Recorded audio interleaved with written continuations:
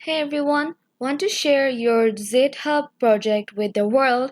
Here is how to make your repo public and accessible. I'll go through all the steps only for you as I'm not using Github at this moment and to sign up.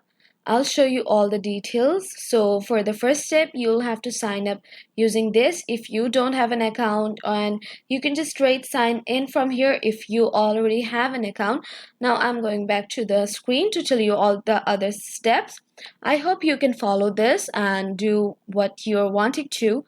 So as for the step one, log into GitHub and go to your repository section. If you already have GitHub, so you'll know what these are. So for the step two, click on the settings tab. It might be somewhere in the website. I'm sorry, I don't know that.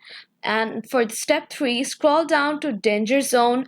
For step 4, find the option change repository visibility, and for the step 5, click on make public and confirm by typing your repo name, and done. Your repository is now live to everyone.